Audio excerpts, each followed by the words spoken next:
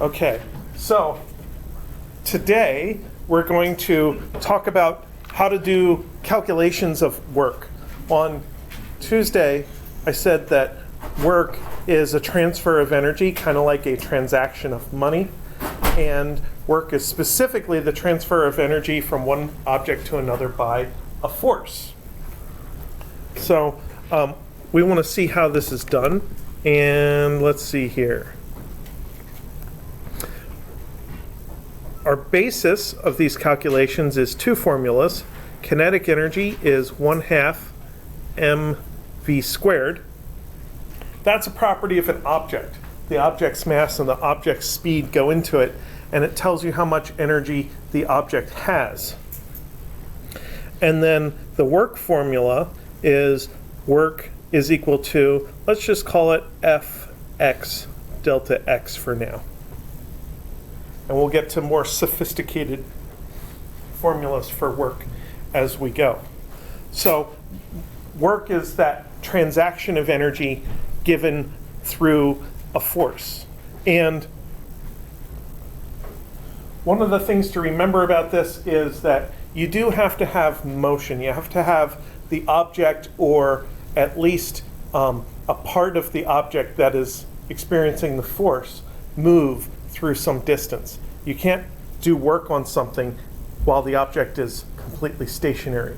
So I can push on this wall all I want. I can do push-ups against the floor all I want. That doesn't count as doing work, even though it may be a lot of human effort or biological effort.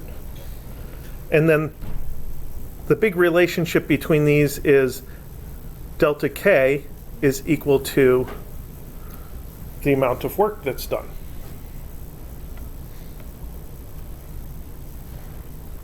So let's take a quick look at units. So when we look at force times delta x, force comes in units of newtons, and delta x comes in units of meters. And the result of that product is joules. We never call them Newton meters when we're talking about work and energy. Can we use that for torque? Sort of, no. That's actually like the next line here.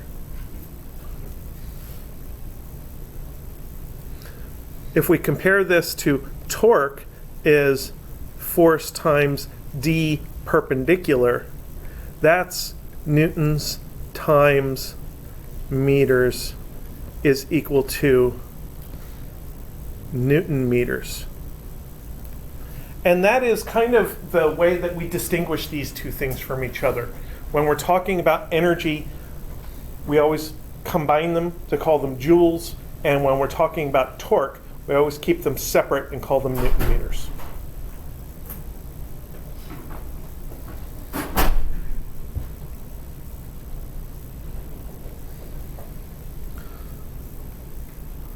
So let's calculate some typical values of energy.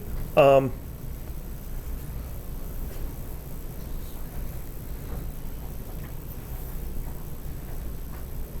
about a thrown ball? So that would be K is 1/2. I looked up the mass of a baseball. It is 145 grams, so 0.145 kilograms. And I need a speed for a baseball. 99 miles. All right, that's pretty close to 40 meters per second. And of course, in the kinetic energy formula, that gets squared. Actually, I think 40 meters per second is closer to 90 miles an hour, but I already have that number ready. So when you multiply that out, you get 116 joules. Is that a lot of energy or a little energy? It's hard to know. It's the first amount of energy we've seen. So let's do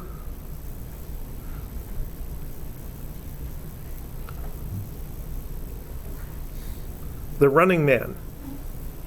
Does anybody know who played The Running Man? That was Arnold Schwarzenegger. It's an action movie from the 1980s.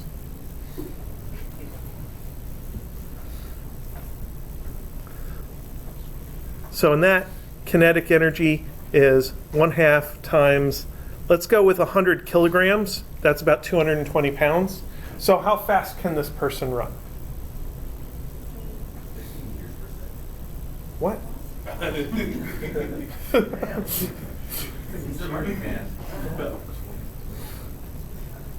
Let's go with 8 meters per second. That's around 18 miles an hour, which is still pretty fast, probably faster than I can run. And you multiply that out, that comes out to 3,200 joules.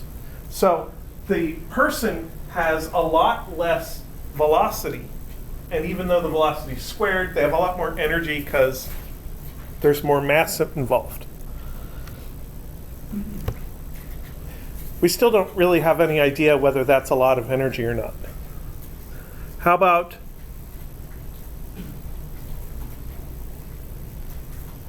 a car on the highway?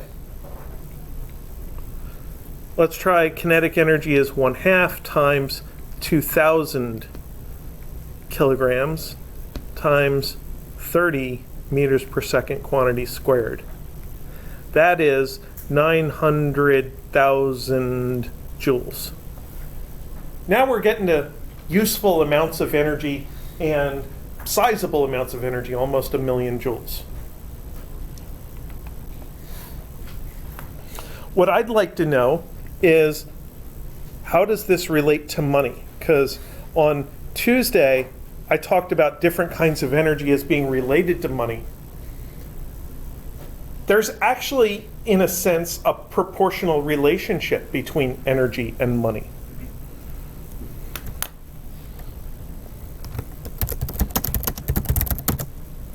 So for pretty much anything, you can think of the cost of something as being the going rate times the quantity that you're buying. Pretty basic economic equation. You've all dealt with that at some point. Usually we think about that when buying gasoline. And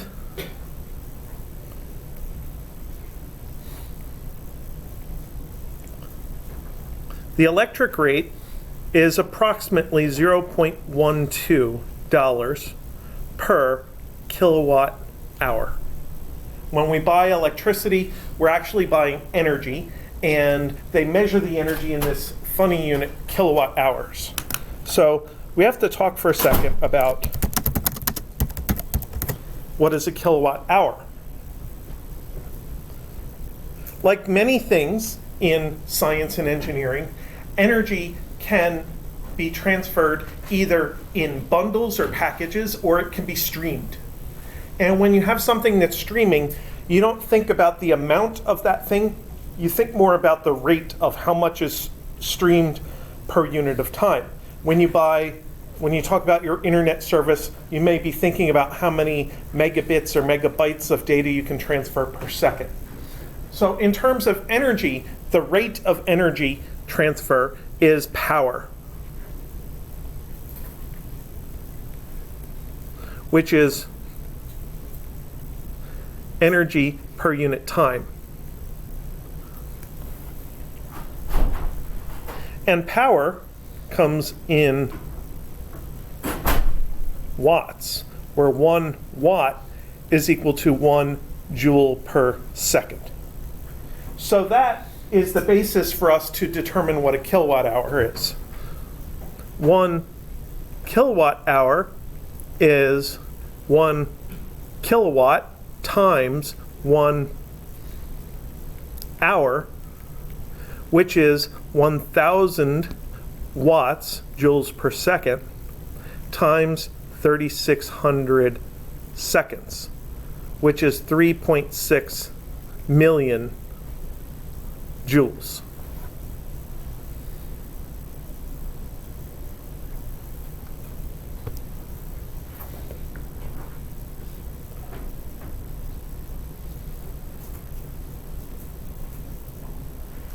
So what's that cost of the car's kinetic energy? It is the rate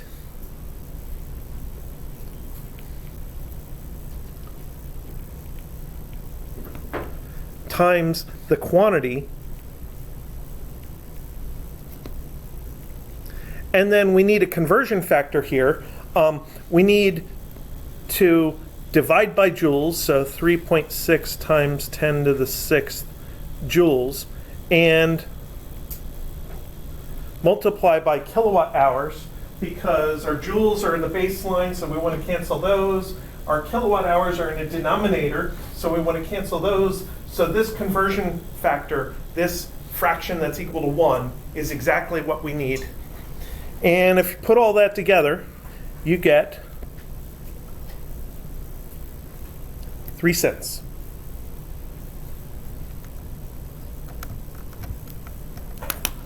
So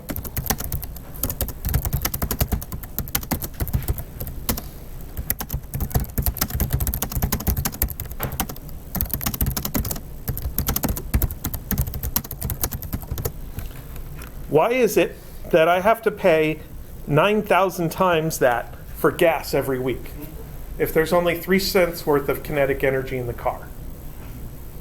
Because normally you'd think if something only costs pennies, you're not really concerned about how much of it you use. Can anybody think of a factor that can help make up the difference between these two widely disparate amounts of money? The exhaust. What do you mean by exhaust? The heat exhaust from... Heat exhaust. So the word that I think of when I think of that is inefficiency. What about...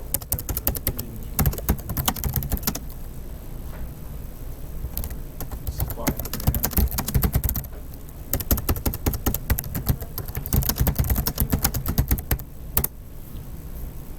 So there's that. Only about 15 to 20% of the gasoline energy is used. And it turns out that our energy distribution system is actually fairly efficient. Gas stations don't make all that much profit, and the distribution companies don't make all that much profit. The oil companies who pull the fuel from the ground make a bit of profit. But if they didn't make the money by turning it into gasoline, then they'd just sell it to the electric companies who would turn it into electricity. So the price of gasoline is kind of tied to the price of electricity. And this factor of 6 here is part of the relationship between the gasoline price and the electricity price. So that accounts for a good portion of it. That means that every time that I speed up to highway speed, in order for the car to get 3 cents worth of kinetic energy, I have to spend 18 cents in gasoline. And that really accounts for a good portion of that difference. But then what happens to that 18 cents worth of energy? It goes out into the world, because I can't just take my foot off the gas once I get up to highway speed. I have to keep my foot on the gas to keep going. So there is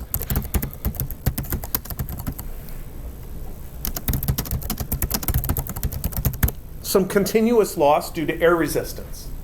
And that is the loss that goes into thinking about your car's highway fuel economy.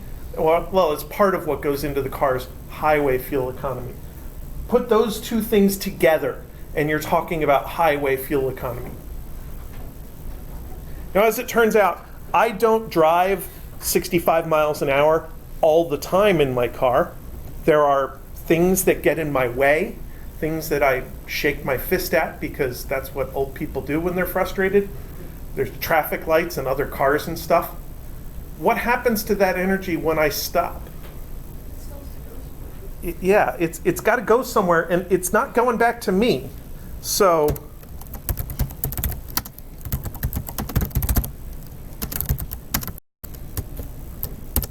braking loses a lot of energy. Now, you can make the car more aerodynamic and reduce your loss here. And cars that tend to go fast tend to have better aerodynamics. You can make your engine operate more efficiently by always operating it in its best high efficiency parameters. Most gasoline engines operate most efficiently at like 4,000 RPM when you have the throttle wide open. And yes, they're chewing up a lot of gasoline, but they're also outputting a lot of mechanical power at the same time. Unfortunately, I don't want to drive like that all the time. So in order to do that, I need some way to store all that energy that the engine is creating so that I can use it later and not operate the engine later. And that's kind of what hybrid vehicles get us, the ability to operate the engine in its most efficient sometimes, and then the rest of the time, instead of using the engine in non-ideal parameters, use an electric engine instead. And then we can get the car going to highway speed a little bit better. It also opens up the possibility of grabbing that energy from slowing down. Instead of using mechanical brakes to slow down, we can use what are called regenerative brakes. Basically hook up the wheels to a little generator, which has the effect of slowing you down, but captures the energy. Use that to charge your batteries for a little while, and then you have that energy left later to boost your speed back up again. So we have ways of helping with all of those factors. It's going to take time because developing the technology requires lots of engineers and lots of development. And we're also going to end up changing our, we're going to end up changing our energy delivery structure a little bit because we won't need to have big tanker trucks full of gasoline driving around all the time. Instead, we would end up charging our cars by plugging them into the wall somewhere. One more money calculation I want to do.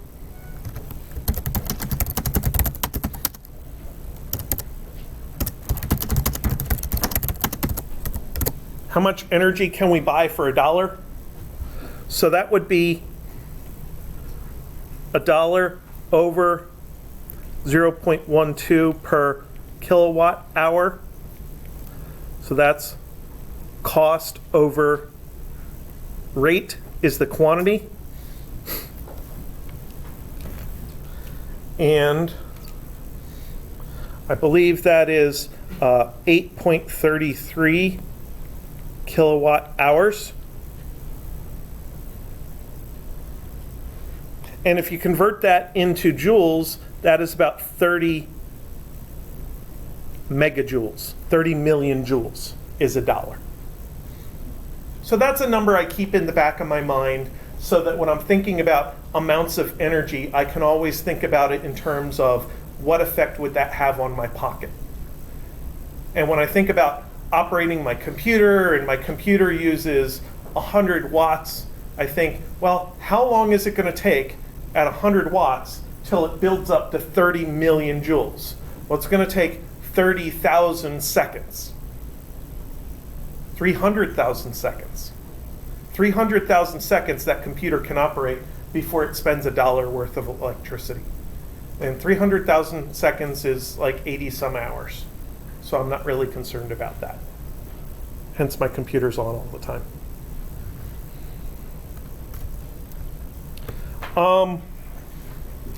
One more.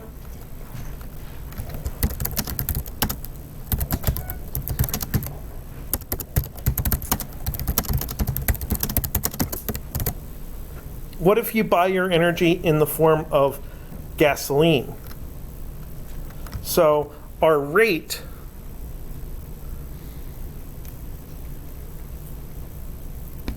is, let's say, $2.30 per gallon. And then I need to know how much energy is in a gallon.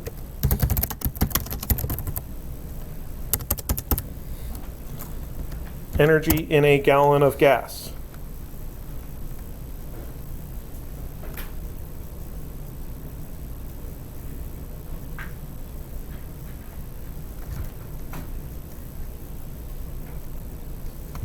Gallon gasoline equivalent.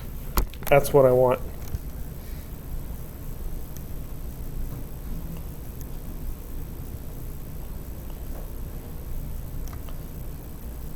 $33.41 kilowatt hours.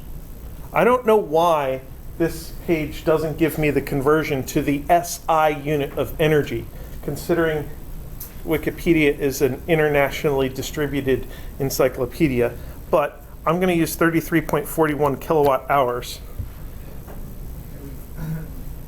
1 gallon is 33.41 kilowatt hours times 3.6 megajoules per kilowatt hour.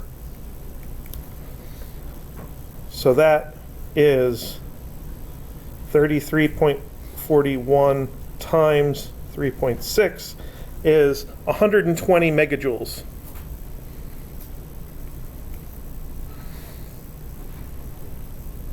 So $1 per 2.30 per gallon gives us 1 over 2.3 is 0.435.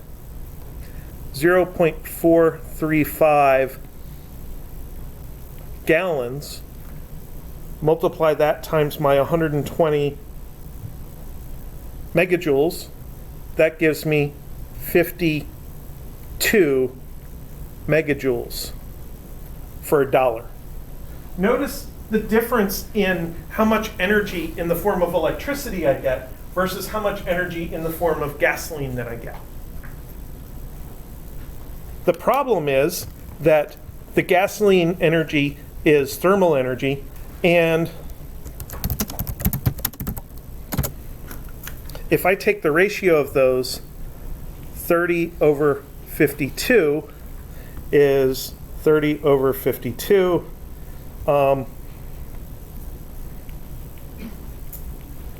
57%. That's the efficiency that I would need in order to convert that 52 megajoules of gasoline into that 30 megajoules of electricity.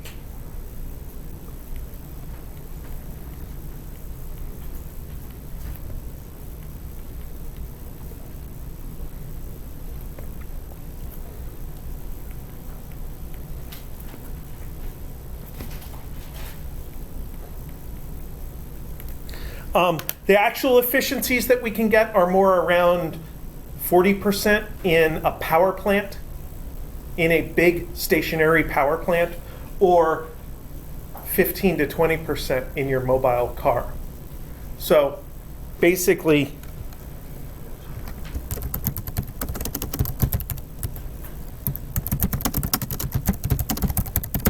electricity is the better bargain.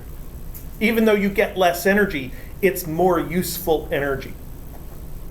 The electricity you can use 95% efficiently, whereas the gasoline you can only use like 20% efficiently.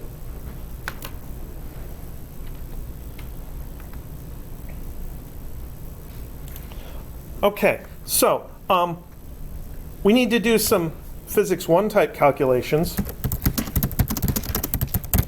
So we need to think about the work due to a force.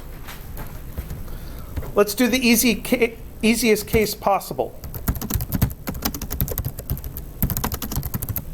Dropping a ball. So we're going to have this ball with a mass m. M is 0.145 kilograms. It's going to fall down to the ground.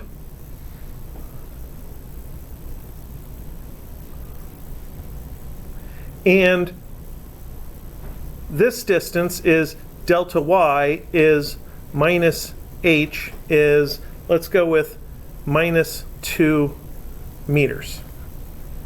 So as the ball goes from just about above my head to the floor, its delta y value is minus 2 meters.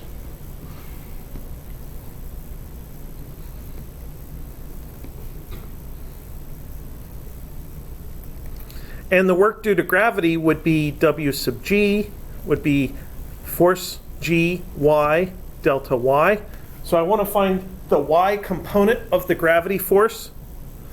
That is minus mg. The delta Y is minus h. So the work is mgh, which is 0.145 kilograms, 9.8 newtons per kilogram, and 2 meters. Notice that the downward force minus sign and the downward displacement minus sign canceled each other out, and the work is positive.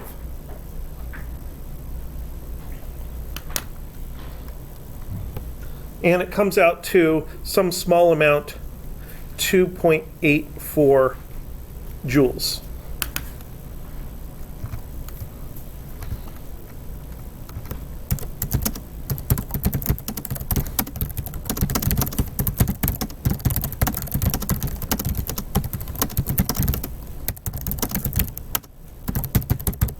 So when this ball hits the ground, it's going to hit the ground with speed because it's been given energy. It displays that energy in the form of kinetic energy, and everything works out.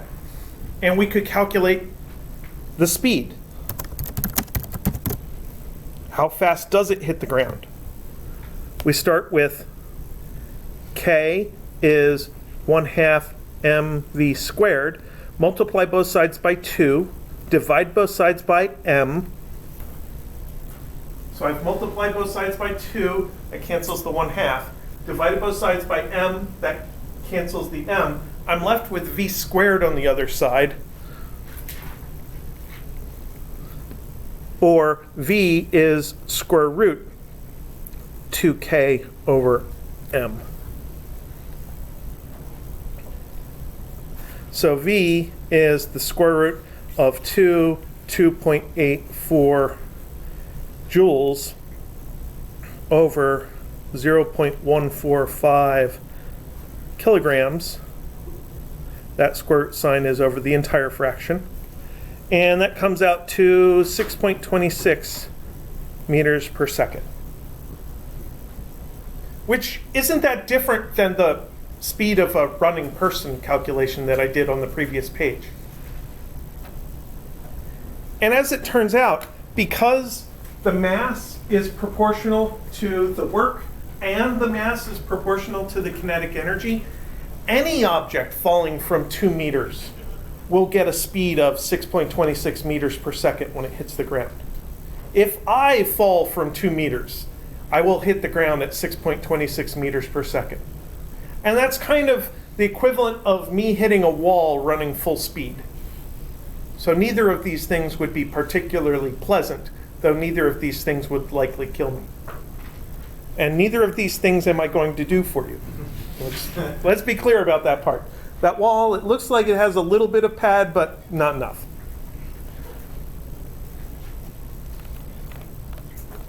So that's the straightforward calculation.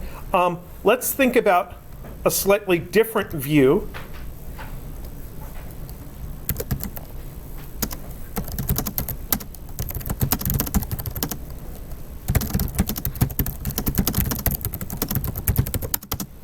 Let's think about raising the ball to that height. And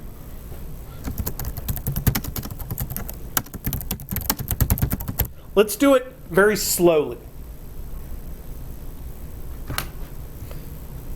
So if V is approximately equal to 0, that means the kinetic energy is approximately equal to 0.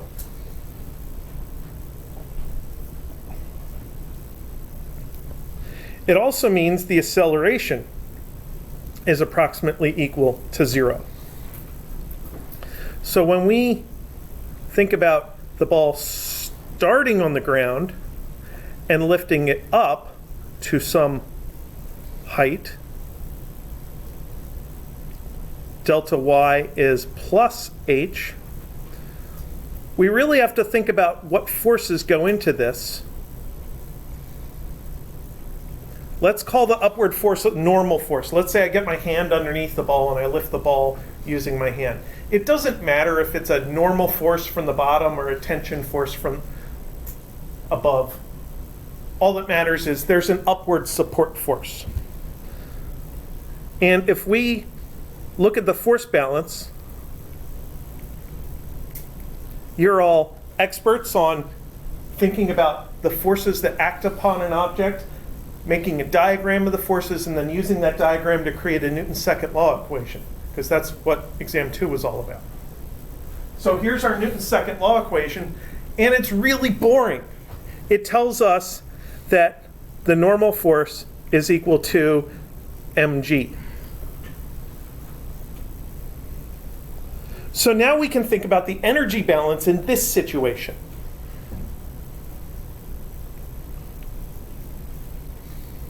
Gravity, the work due to gravity is Fg y component delta y is minus mg plus h is minus mgh.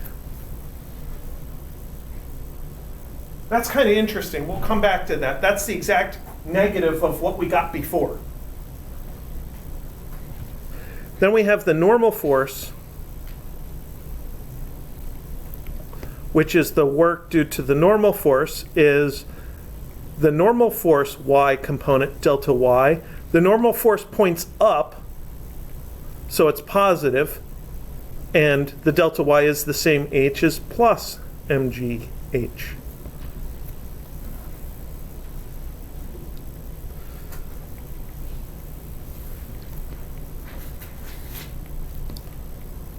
And the net work is equal to 0 because all of the positive work done by the normal force is offset by negative work done by gravity.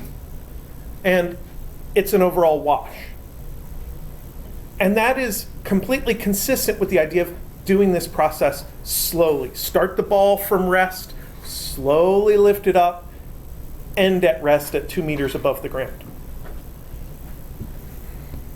So that is also delta K.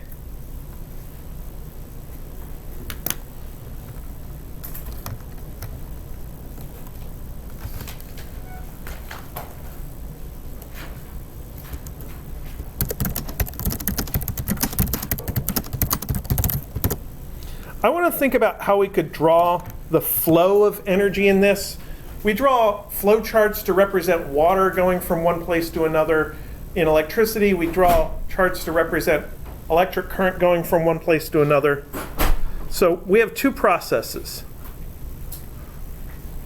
There's a lifting process, and there's this like storage tank of energy, the kinetic energy of our object. And we're putting into it work due to the normal force is mgh. But we're taking out of it work due to gravity is minus mgh. So the energy that we're putting into this object that we're pushing very slowly just kind of goes right through the object and out the other side. The object never gets to have that energy. It has a tiny bit temporarily while it's in the process of moving up slowly, but by the time you stop at the top, it yields that energy back.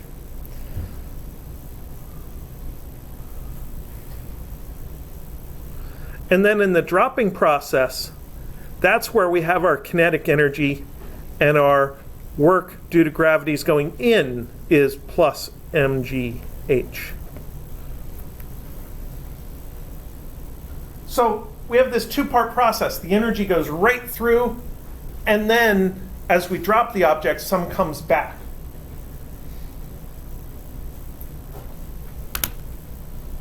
And it's quite a coincidence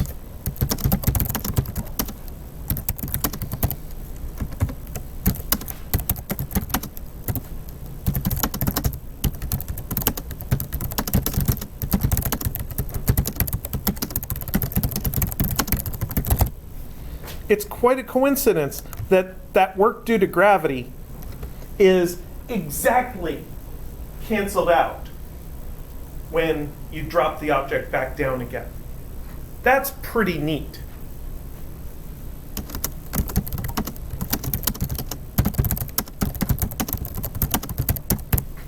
It's almost as if the energy never really left, that it was just stored someplace else.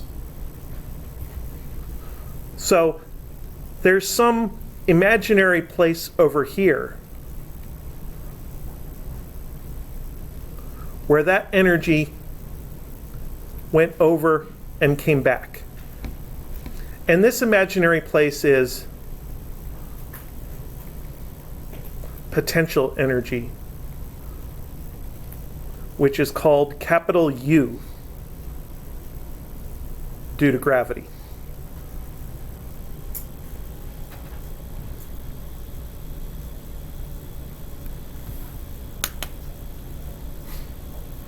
Now, when you do calculations of energy in gravitational situations where you're moving an object up and down, you kind of have your choice. You're often very concerned about what happens to kinetic energy. And you're concerned about the energy that comes in. But you can either calculate it as work due to gravity, or you can just measure or calculate this potential energy of gravity over here. And it turns out it's often a lot easier to calculate this potential energy of gravity and just say, well, whenever this potential energy of gravity increases, it's because we drained away some kinetic energy from the object. Whenever this potential energy due to gravity decreases, it's because we contributed some kinetic energy back to our object. So we basically use the potential energy as an alternative way of calculating the amount of work.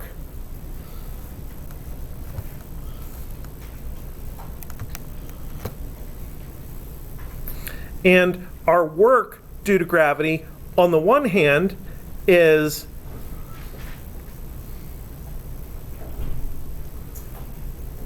a contribution to delta K, but on the other hand, it is minus U sub G.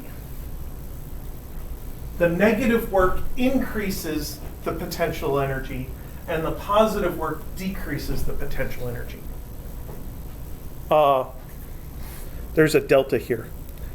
Negative delta U sub G. Yeah.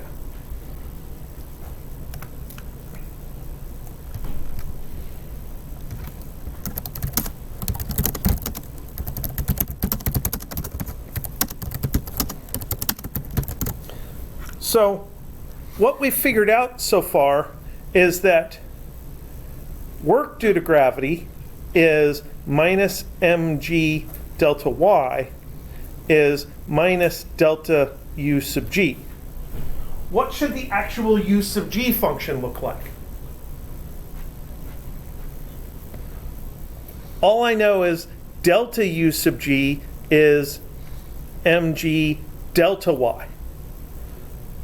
Well, that's mg y final minus y initial, which is mg y final minus mg y initial. That kind of looks like a delta of a larger quantity. It looks like somebody calculated mgy and figured out the final value of mgy and the initial value of mgy and then subtracted them. So if this is delta u sub g, then our u sub g is mgy.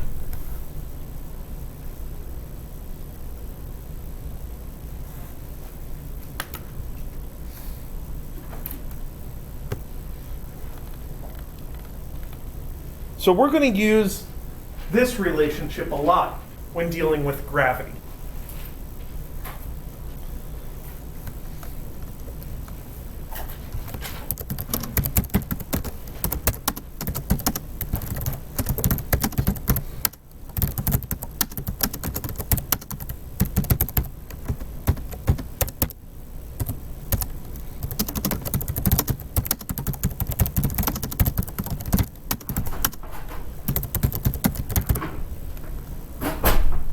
Now, a couple of interesting facts about this. Whenever we actually use potential energy, we're always subtracting a final value minus an initial value. We're always taking a difference in potential energy. So if I shifted the U function up or down by a constant, that wouldn't matter at all. That'd be irrelevant. Is there some other time in some math class where you had some arbitrary constant added to a function? You do the process of integration and you end up with this plus c at the end that you're supposed to remember exists even though you never really use it. That's kind of happening here as well.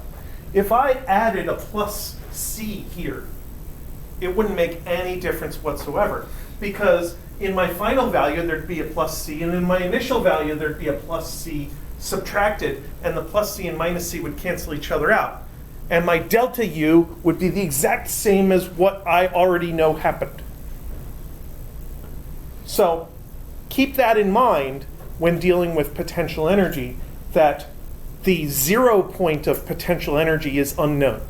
It's arbitrary, we say.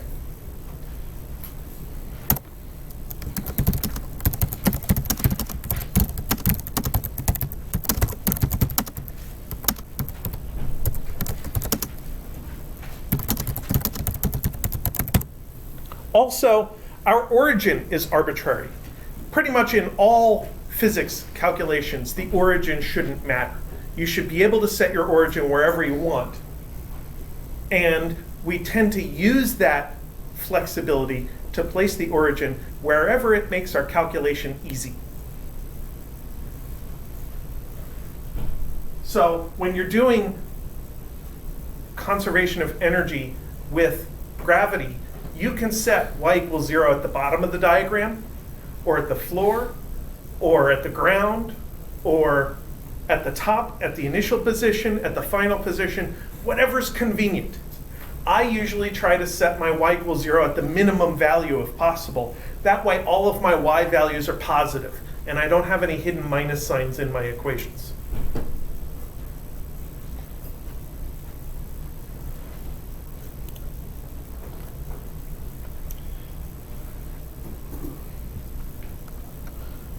Now we have to think about something else here.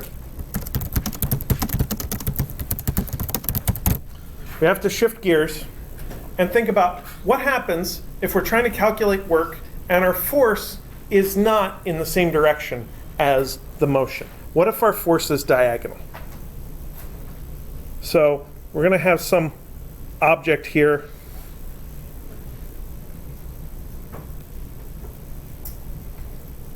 Which is moved over to there.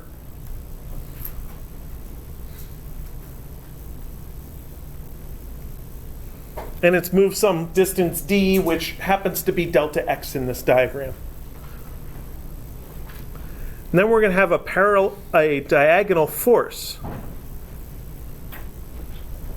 F. And our equation for work was basically work is F sub x delta x. And if our motion is in the x direction, we can still use that. That's still valid. But now we need to find a component. We need to find our F sub x there. And usually we're thinking about an angle theta. So our force is at some angle to the actual motion. Maybe we're talking about pushing a chair across the room where my pushing force is down and forward. And as it turns out, it's only the force component in the direction of motion that matters. That's the F sub x. So we want to calculate that. F sub x is F cos theta. So we can expand this and say work is F d cos theta.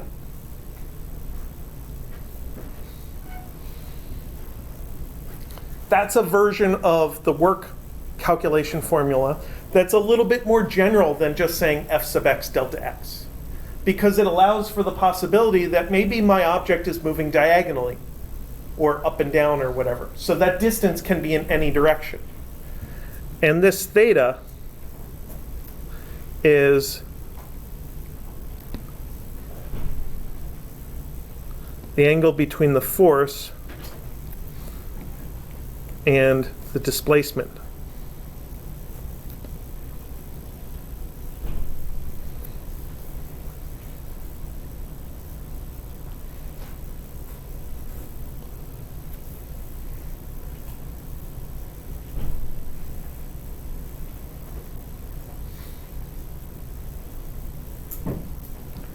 We have ways of rephrasing that depending on whether your motion is nice and rectangular or whether your force is nice and rectangular.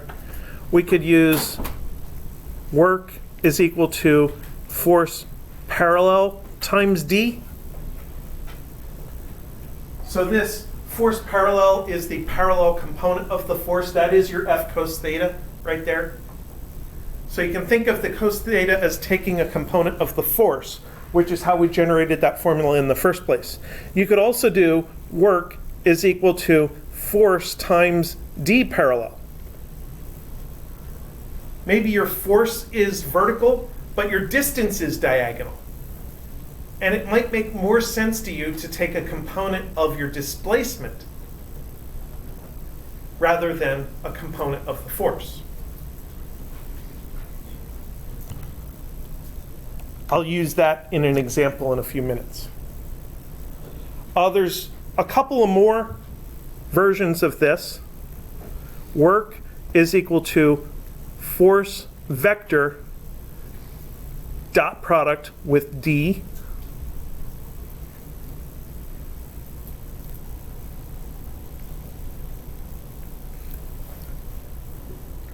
That really is kind of a shorthand for that FD cos theta thing. It means the same thing.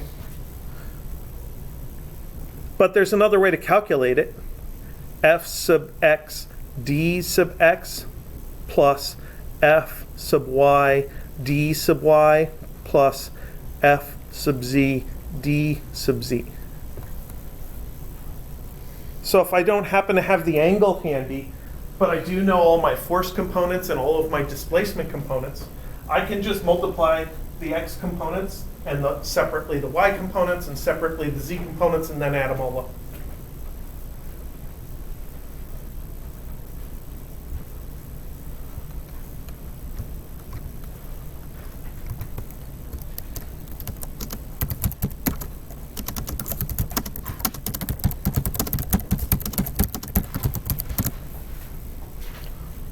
I think of math as being more fun than most people do. That's why we tend to call these things fun facts. Let's say I take a velocity vector and dot it with itself. I don't know why I would want to do that, but mathematicians like to be able to do arbitrary things with their mathematical objects, and then it's up to whatever analysis to determine what you have to do to link it to the real world.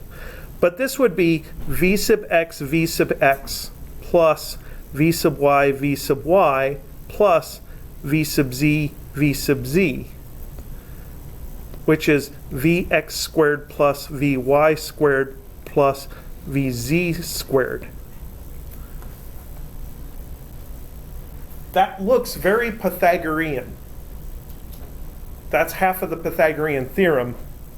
That is v magnitude squared.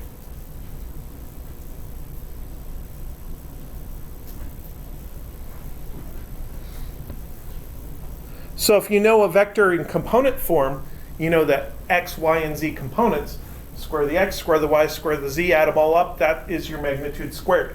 And if you need the magnitude squared, like calculating kinetic energy, you're done.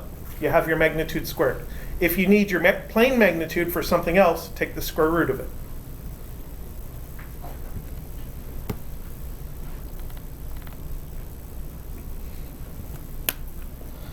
And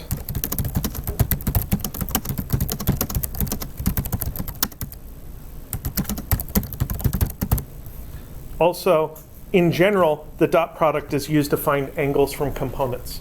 If you're trying to simulate some motion or collision or something, you're trying to do some video game programming or something like that, dot products are used very frequently in the calculations. It's how cosine theta gets calculated. And if you need theta, then you have to take an inverse cosine. Very often it's sufficient just to know cosine theta. So you store cosine theta, and then whenever you need cosine theta in a formula, you have it because you already calculated it. Because you calculated the dot product, and then you divided it by these two magnitudes here, and that's your cos theta. One more theoretical complication, and then we'll get into a practical calculation.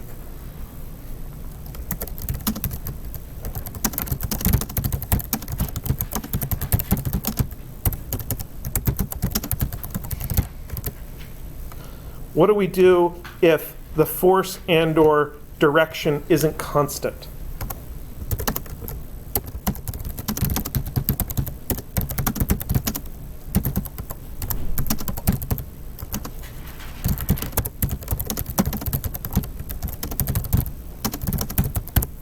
Well, you take your journey, which is very complicated with a variable force, and break it into tiny little steps. And in each tiny little step, the force is constant and the direction of motion is constant. So the work is equal to the integral of dw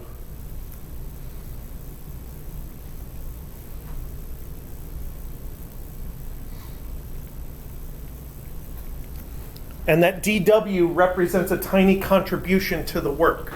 When you do an integral in Calculus 1, you do an integral dx. The dx represents the tiny little steps along the x-axis. It represents accumulating x value to get from x initial to x final. That's what the dw is doing in this integral. It's just another variable. It's accumulating the energy of each tiny little step along the way. And using this, we could do the integral of force vector dot dl. That's called a line integral from Calculus 3.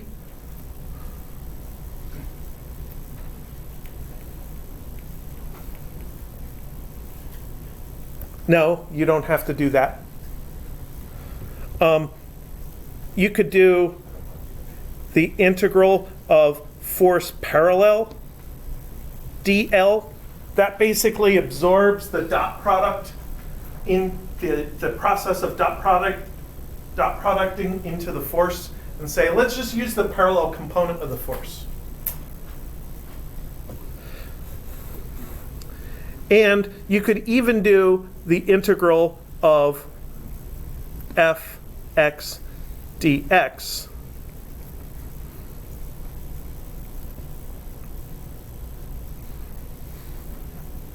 If you're only moving in one dimension. If you're only moving along the x-axis, then you don't need to worry about the complications that your length curls around in weird directions. It's all along the x-axis, so the dl is dx. And your parallel component of the force is the x component of your force. So those are all different ways that you could calculate the work due to a force. And depending on what you're doing, different ways may make more or less sense to figure out.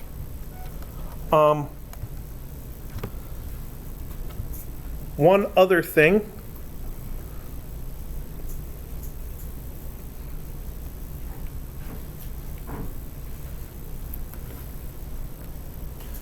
Remember that velocity is the rate of change of position. So that comes from the definition v is equal to dr vector by dt. Well, you just multiply the dt over to the other side, And when we do that, we don't call it R, we call it L. I don't know who made this up. But that dl there is velocity times a time step.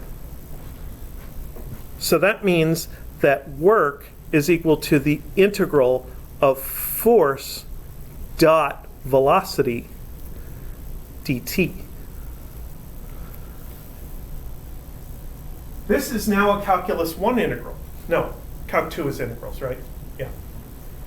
This is now a calculus 2 integral. You're integrating something dt to get energy. Whatever's in parentheses, that's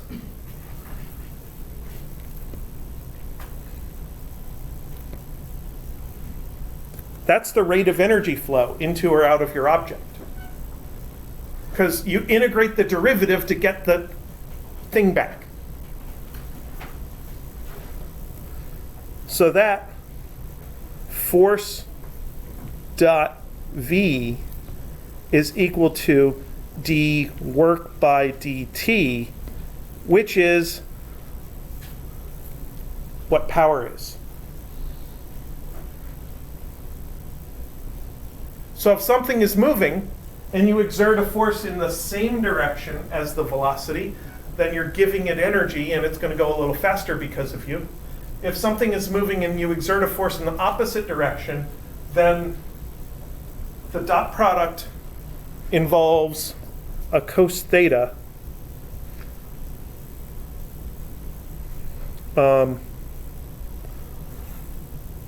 force, same direction as V is the same as theta equals 0 or cos theta equals 1. So then the dot product just becomes force times V. Force perpendicular to V is theta equals 90 degrees. Cos theta equals 0. If you have an object that is moving perpendicular to the force, that force doesn't do any work. And it doesn't do any power. So as I run around on the floor, the normal force is always vertical. My motion is always horizontal. The normal force does not contribute to my energy at all. When you're doing an energy analysis, very frequently you get to ignore the normal force, which is kind of nice. That's one less thing to worry about. And force opposite to V is theta equals 180 degrees, cos theta equals minus 1. That's when your force is taking energy away.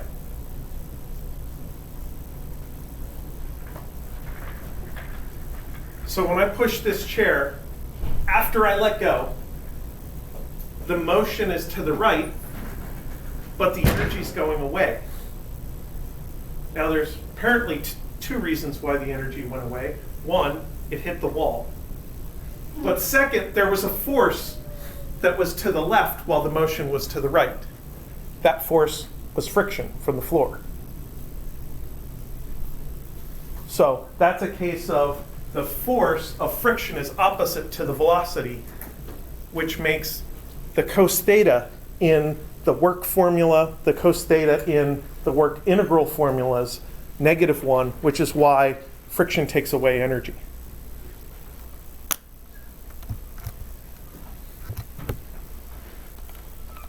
Okay. One more thing. Let's do an actual numerical thing.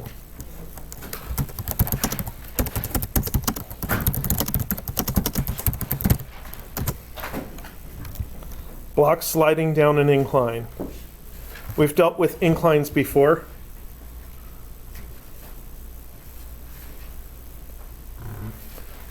So we're going to put the block up here.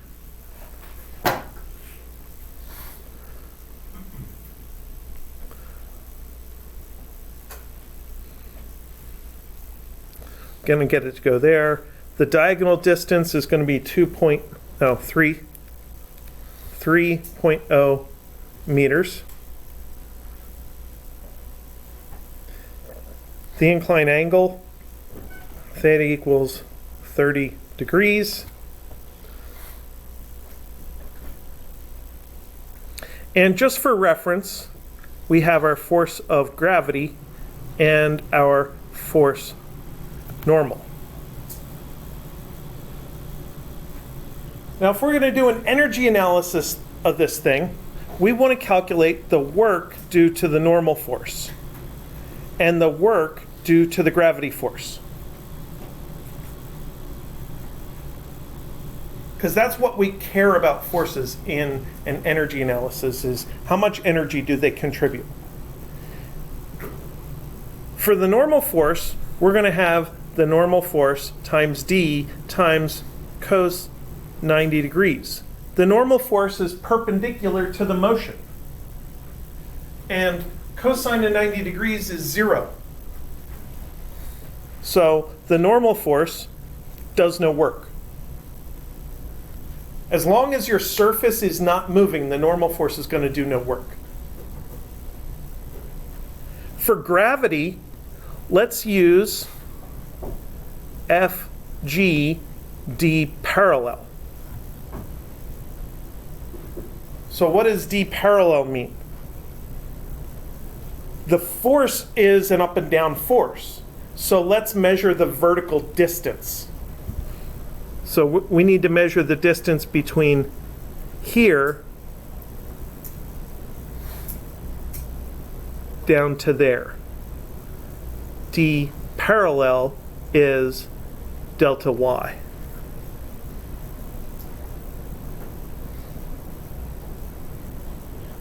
And apparently delta y is minus 3.0 meters times sine of 30 degrees.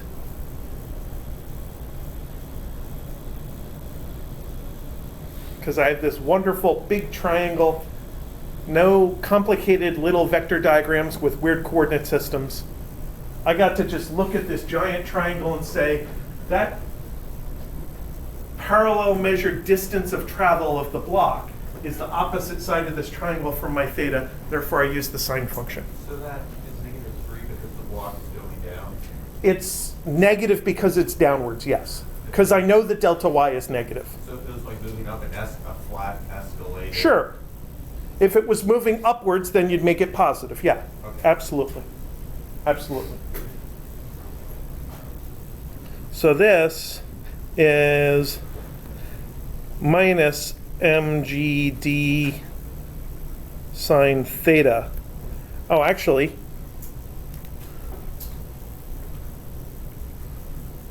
let's fix this. Minus mg times minus d sine theta makes mgd sine theta.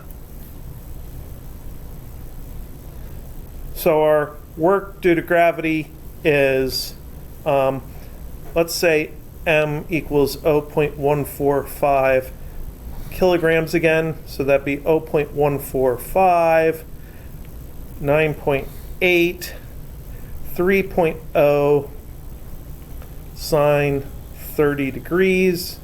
Put all that together and you get 2.13 joules, which is great. Nice, simple calculation that we can do. So that's the case of no friction. What if there is friction?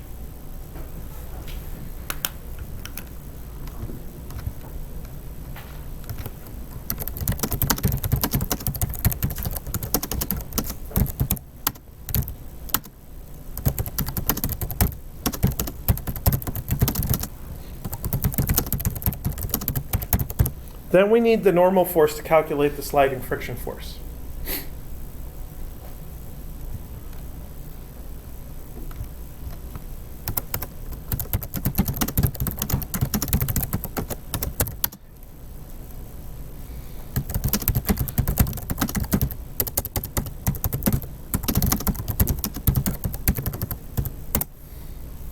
Now, in thinking about the normal force, remember that gravity is split into two parts. One component of gravity is making your block slide downhill. That's the one that appeared in our work formula using a sine theta.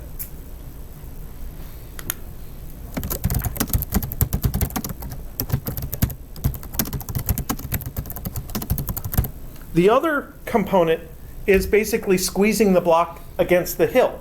What's the hill do in response? Makes normal force. Because the hill does not allow the block to go into the hill. There's a surface there. That's what the normal force does, is it cancels out this other component of gravity. And since this one was mg sine theta, we know it's the sine theta component because we did the work analysis. This one must be mg cos theta. And that is equal in magnitude to the normal force. Which means force of friction is mu mg cos theta. Which means the work due to friction is force parallel times d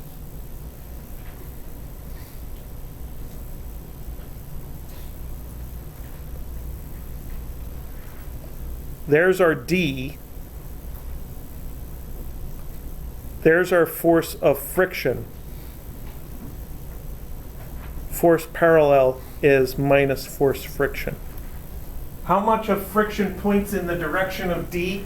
Well, it's exactly opposite the direction of d. It's when you have something sliding downhill, the friction force exactly opposes the slide.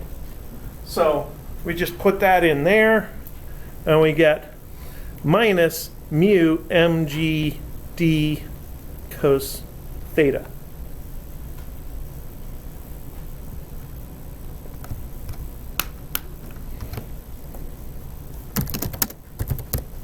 So what happens if mu equals 0.2?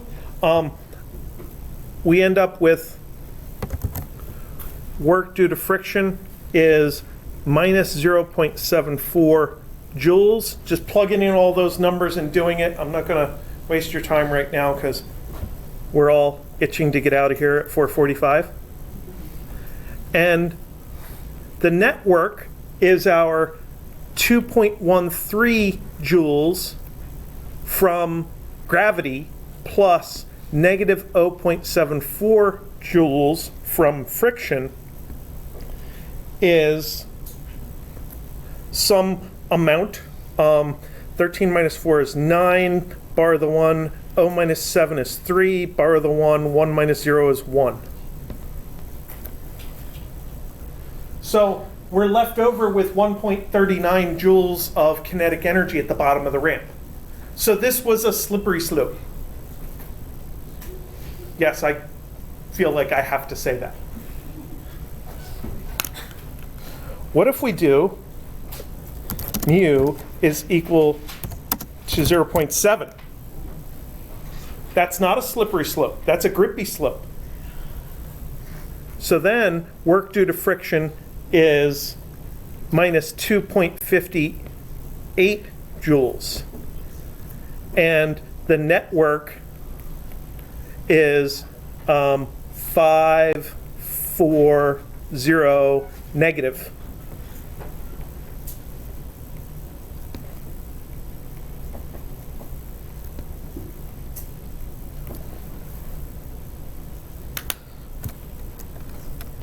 So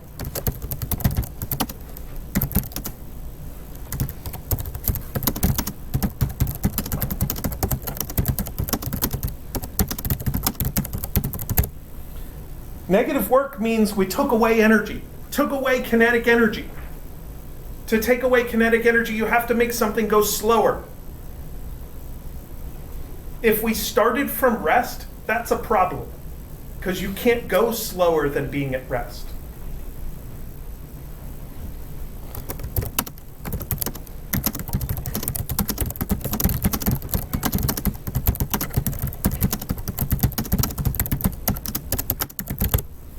So that problem means that if we did start from rest, the block would not slide in the first place. It would just sit there on the surface. Okay.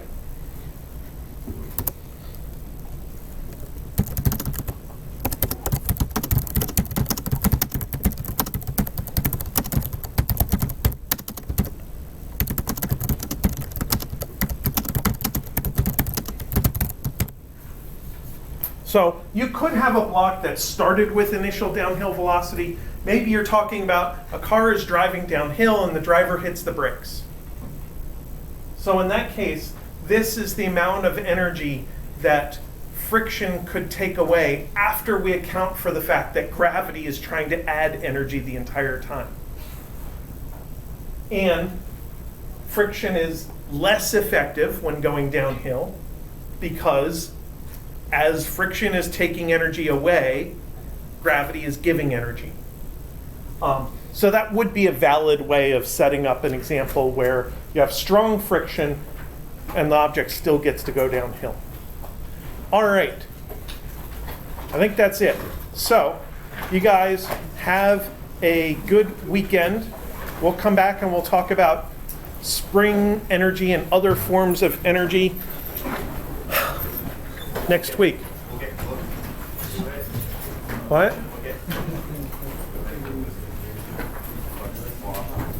Oh, there you go. I couldn't hear you.